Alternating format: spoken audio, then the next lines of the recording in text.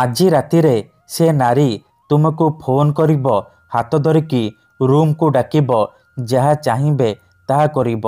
କେବଳ ତାର ନାମ 5 ଥର କହିକି ପରିସ୍ରା କରିଦିଅନ୍ତୁ, ତାପରେ ଦେଖିବେ ଚମତ୍କାର। ଆଜ୍ଞା ହଁ, ଯଦି ଆପଣ କେଉଁ ଝିଅ ବା ବିବାହିତା ନାରୀକୁ ମନେ ମନେ ଭଲ ପାଉଛନ୍ତି, କିନ୍ତୁ ଯେତେ ଚେଷ୍ଟା କଲେ ମଧ୍ୟ ତାକୁ ପଟେଇ ପାରୁନାହାନ୍ତି, ତାକୁ ନିଜର ମନ କଥା କହିବାକୁ ଡରୁଛନ୍ତି, ଆଉ ଆପଣ ଚାହୁଁଛନ୍ତି କି ସେ ଝିଅ ବା ନାରୀ ନିଜେ ଆସି ଆପଣଙ୍କୁ ଭଲ ପାଉଛି ବୋଲି କହୁ, ଆପଣଙ୍କର ସବୁ ଇଚ୍ଛା ପୂରଣ କରୁ, ତେବେ ଆଜିର ଏହି ଭିଡ଼ିଓଟି ଆପଣଙ୍କର ଇଚ୍ଛାକୁ ପୂରଣ କରିବ। କାରଣ ଆଜିର ଏହି ଭିଡ଼ିଓଟିରେ ମୁଁ ଆପଣଙ୍କ ପାଇଁ ଆମର ତନ୍ତ୍ରଶାସ୍ତ୍ରରୁ ଏମିତି ଏକ ନାରୀ ମୋହିନୀ ବଶୀକରଣ ନେଇ ଆସିଛି, ଯାହାକୁ ଆପଣ କରିଦେଲେ ନିଜ ପସନ୍ଦର ସୁନ୍ଦରୀରୁ ସୁନ୍ଦରୀ ଝିଅ ବା ସୁନ୍ଦରୀ ପଡ଼ିଶା ଘର ଭାଉଜକୁ ମୁହୂର୍ତ୍ତକ ଭିତରେ ପଟେଇ ପାରିବେ। ତାଠାରୁ ନିଜର ମନ ମୁତାବକ କାମ ହାସଲ କରିପାରିବେ। ଏହି ବଶୀକରଣ କରିବା ପାଇଁ ଆପଣଙ୍କୁ କୌଣସି ପ୍ରକାର ମନ୍ତ୍ରତନ୍ତ୍ର କରିବାକୁ ପଡ଼ିବନି କିମ୍ବା କିଛି ବି ପଇସା ଖର୍ଚ୍ଚ କରିବାକୁ ପଡ଼ିବନି।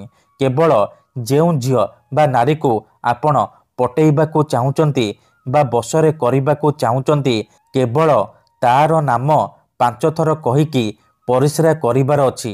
ତାପରେ ଦେଖିବେ କିପରି ସେ ଝିଅ ବା ନାରୀ ଆପଣଙ୍କୁ ଦେଖିବା ମାତ୍ରେ ନିଜେ ଆସି ଆପଣଙ୍କ ସହିତ କଥା ହେବ, ଆପଣଙ୍କୁ ଭଲ ପାଉଛି ବୋଲି କହିବ। ଆପଣଙ୍କ ପ୍ରେମରେ ଏମିତି ଦିବାନୀ ହେଇଯିବ କି ଆପଣଙ୍କୁ ନ ଦେଖି ରହିପାରିବନି। ନମସ୍କାର ଫ୍ରେଣ୍ଡସ୍, ଓଡ଼ିଆ ଫଣ୍ଡା ଚ୍ୟାନେଲକୁ ଆପଣମାନଙ୍କୁ ସ୍ୱାଗତ। ଆଜିର ଏହି ଭିଡ଼ିଓଟିରେ ମୁଁ ଆପଣଙ୍କୁ ଶିଖେଇବି ଝିଅ ପଟେଇବା ପାଇଁ ବଶୀକରଣ ବିଦ୍ୟା, ନାରୀ ମୋହିନୀ ବଶୀକରଣ ବିଦ୍ୟା, ଯାହାର ପ୍ରୟୋଗରେ ଆପଣ କେଉଁ ବି କୁଆଁରୀ ଝିଅ ବା ବିବାହିତା ନାରୀକୁ ଅତି ସହଜରେ ପଟେଇ ପାରିବେ। ଯଦି କେଉଁ ଝିଅ ଆପଣଙ୍କୁ ଧୋକା ଦେଇଛି, ଛାଡ଼ି ପଳେଇଛି, ଆପଣଙ୍କର ନମ୍ବର ବ୍ଲକ୍ କରିଦେଇଛି, ଅନ୍ୟ କାହା ସହିତ କଥା ହେଉଛି, ଅନ୍ୟ କାହାକୁ ଭଲ ପାଉଛି, ଆଉ ଆପଣ ସେ ଝିଅକୁ ପାଇବାକୁ ଚାହୁଁଛନ୍ତି, ତା ବିନା ବଞ୍ଚିପାରିବେନି ଭାବୁଛନ୍ତି, ତେବେ ମୋ କଥା ମାନି ମାତ୍ର ଥରେ ଆଜିର ଏହି ବଶୀକରଣ କରିକି ଦେଖନ୍ତୁ। ଏହି ବଶୀକରଣ ଏତେ ଶକ୍ତିଶାଳୀ କି ସେ ଝିଅ ରାତିଦିନ ଆପଣଙ୍କ କଥା ଭାବିବ, ନିଜେ ଆସିବ ଆପଣଙ୍କର ପାଦ ତଳେ ପଡ଼ିବ, ଆପଣଙ୍କୁ ଭଲ ପାଉଛି ବୋଲି କହିବ, ଆପଣଙ୍କୁ ଛାଡ଼ି ରହିପାରିବନି। ଏହି ବଶୀକରଣ ସାହାଯ୍ୟରେ ଆପଣ ବର୍ଷ ବର୍ଷ ଧରି ଭାଙ୍ଗି ଯାଇଥିବା ପୁରୁଣା ପ୍ରେମକୁ ଫେରାଇ ଆଣିପାରିବେ।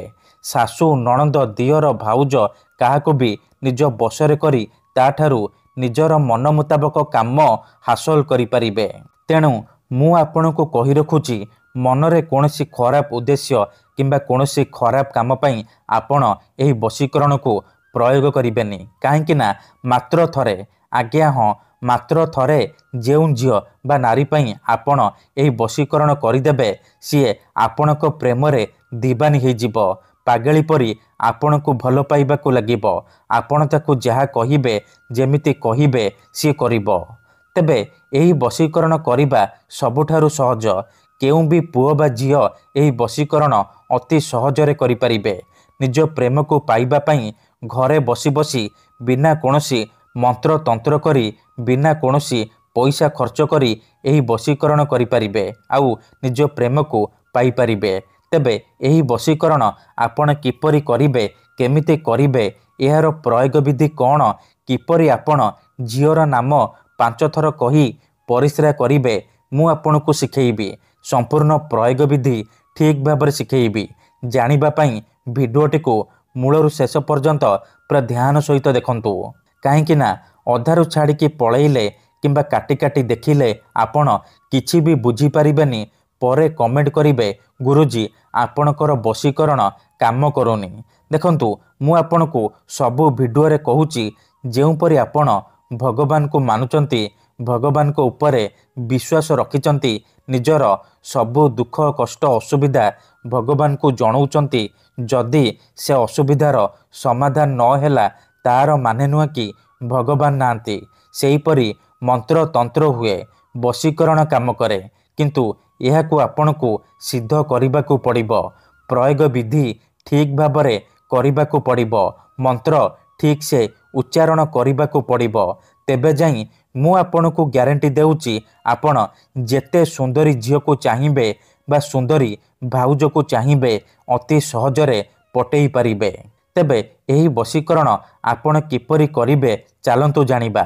ବିଧିଟି ଜାଣିବା ପୂର୍ବରୁ ଯଦି ଆପଣ ଆମ ଚ୍ୟାନେଲକୁ ପ୍ରଥମ ଥର ଆସିଛନ୍ତି ତେବେ ଦୟାକରି ଚ୍ୟାନେଲକୁ ସବସ୍କ୍ରାଇବ୍ କରି ପାଖରେ ଥିବା ବେଲ୍ ଆଇକନ୍କୁ ମଧ୍ୟ ଦବାଇ ଦିଅନ୍ତୁ, ଯାହାଦ୍ୱାରା ଆମେ ଯେଉଁ ବି ଭିଡ଼ିଓ ଅପଲୋଡ଼ କରିବୁ ସର୍ବପ୍ରଥମେ ଆପଣ ଦେଖିପାରିବେ ଆଉ ତାହାର ଲାଭ ପାଇପାରିବେ। ତେବେ ଚାଲନ୍ତୁ ଜାଣିବା ଏହି ବଶୀକରଣ ଆପଣ କିପରି କରିବେ। ମନେ ରଖନ୍ତୁ, ଏହି ବଶୀକରଣ ବିଧିକୁ ଆପଣ କେବଳ ଶନିବାର ଦିନ କରିବେ, ରାତି ସମୟରେ କରିବେ। ବିଧିଟି କରିବା ପାଇଁ ଆପଣ ଖଣ୍ଡେ ସାଦା କାଗଜ, କଳା ରଙ୍ଗର କଲମ ଆଉ ଅଳ୍ପ ଟିକେ ଲାଲ ସିନ୍ଦୁର ଆଣିବେ। ତାପରେ କାଗଜରେ ଆପଣ ସେଇ ଝିଅ ବା ନାରୀର ନାମ ଲେଖିବେ ଯାହାକୁ ଆପଣ ବଶରେ କରିବାକୁ ଚାହୁଁଛନ୍ତି। ତା ତଳେ ଆପଣ ତ୍ରିଂ ତ୍ରିଂ ତ୍ରିଂ ଏହି 3ଟି ଶବ୍ଦ ଲେଖିବେ। ଲେଖିସାରିବା ପରେ ସେ କାଗଜରେ ଭଲ ଭାବରେ ସିନ୍ଦୁର ଲଗାଇଦେବେ।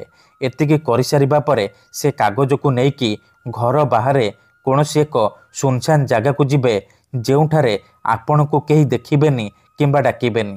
ତାପରେ ସେ କାଗଜକୁ ତଳେ ମାଟି ଉପରେ ରଖିବେ ଆଉ ଆଖି ବନ୍ଦ କରିକି ସେଇ ଝିଅ ବା ନାରୀକୁ ମନେ ମନେ ଭାବିବେ। ତାର ମୁହଁକୁ ନିଜ ମନରେ ଭାବିବେ। ଭାବି ସାରିବା ପରେ ସେ କାଗଜ ଉପରେ ପରିସ୍ରା କରିବେ। ପରିସ୍ରା କରିବା ସମୟରେ ଆପଣ ତ୍ରିଂ ତ୍ରିଂ ତ୍ରିଂ ତ୍ରିଂ ତ୍ରିଂ ତ୍ରିଂ ତ୍ରିଂ ତ୍ରିଂ ତ୍ରିଂ ଏହିପରି ଏହି 3ଟି ଶବ୍ଦକୁ 3 ଥର ପଢ଼ିଦେବେ। ତାପରେ 5 ଥର ସେ ଝିଅ ବା ନାରୀର ନାମ କହିବେ ଯାହାକୁ ଆପଣ ବଶରେ କରିବାକୁ ଚାହୁଁଛନ୍ତି। ଏତିକି କରିସାରିବା ପରେ ଚୁପଚାପ ଘରକୁ ଫେରି ଆସିବେ। ପଛକୁ ବୁଲିକି ଚାହିଁବେନି। ଗ୍ୟାରେଣ୍ଟି ଦେଉଛି, ଯେଉଁ ଝିଅ ବା ନାରୀ ପାଇଁ ଆପଣ ଏହି ବଶୀକରଣ କରିଥିବେ ମାତ୍ର 10 ମିନିଟରେ ତା ଉପରେ ପ୍ରଭାବ ପଡ଼ିବା ଆରମ୍ଭ ହୋଇଯିବ। ସିଏ ଆପଣଙ୍କ ଆଡ଼କୁ ଆକର୍ଷିତ ହେବାକୁ ଲାଗିବ। ଧନ୍ୟବାଦ।